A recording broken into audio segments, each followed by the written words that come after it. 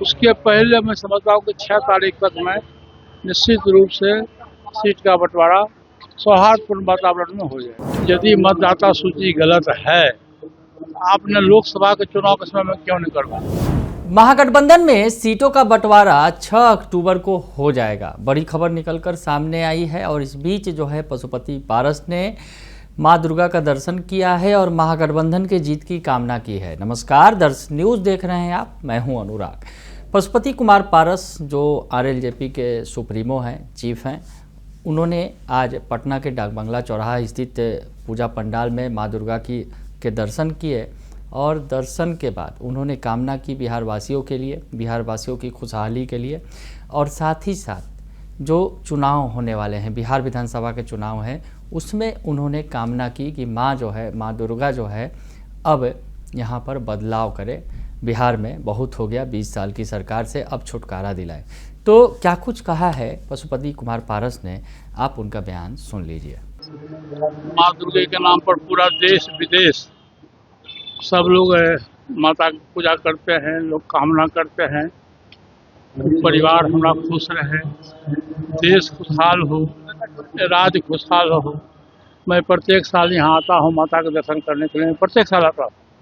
जब भी मैं पटना में रहता हूँ तो मैं प्रत्येक वर्ष आता हूँ और माँ से मैं आशीर्वाद लेता हूँ और माँ से आशीर्वाद में मेरा अंतिम यही है कि माता जी पूरा देश, पूरा बिहार और हमारे परिवार जो हमारे दुख सुख में है सबको की शुभकामना दीजिए और देश को खुशहाल बनाइए। पॉलिटिकल सवाल ये है कि सर कल एसआईआर का अंतिम प्रकाशन हुआ है और उसमें बिहार में 65 लाख 69 लाख है, 69 लाख है लोगों का नाम हटाया गया है, कुछ लोगों का नाम जोड़ा गया है। देखिए, ये तो पॉलिटिकली मोटिवेटेड होकर लोगों ने किया है शुरू से। मैं आपको एक बात कहता हूँ कि यदि मतदाता सूची गलत है, आपने लोकसभा के चुनाव के समय में क्यों नहीं करवाया?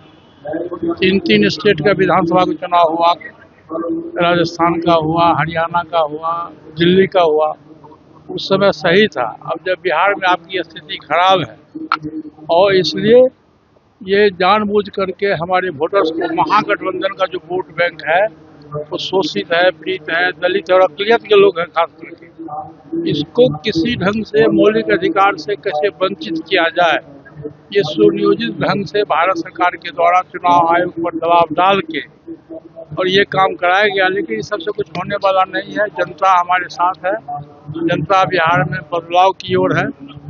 20 वर्ष से एक व्यक्ति की सत्ता है, एक पार्टी की सत्ता है।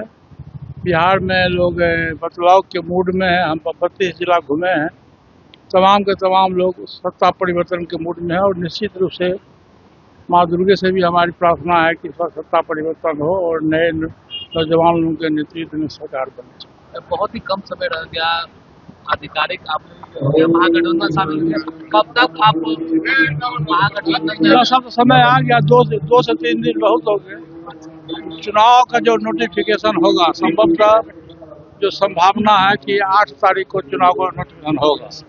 उसके पहले मैं समझता हूँ कि 6 तारीख तक मैं निश्चित रूप से सीट का बंटवारा सौहार्दपूर्ण वातावरण में हो जाए। तो सुना आपने कि पशुपति कुमार पारस जो आरएलजेपी सुप्रीमो हैं, महागठबंधन का हिस्सा बन चुके हैं, इससे पहले एनडीए का हिस्सा थे और महागठबंधन में सीट की शेयरिंग के बारे में भी उन्होंने बताया कि 6 तारीख को उन्हें उम्मीद है कि महागठबंधन में सीटों की शेयरिंग का ऐलान कर दिया जाएगा और 8 तारीख को उन्होंने उम्मीद जताई है कि आज को संभवतः चुनाव आयोग जो है आम चुनावों का, जो बिहार के विधानसभा चुनाव है, उसका ऐलान कर देगा और उसके पहले महागठबंधन भी अपने सीट शेयरिंग का ऐलान कर देगा।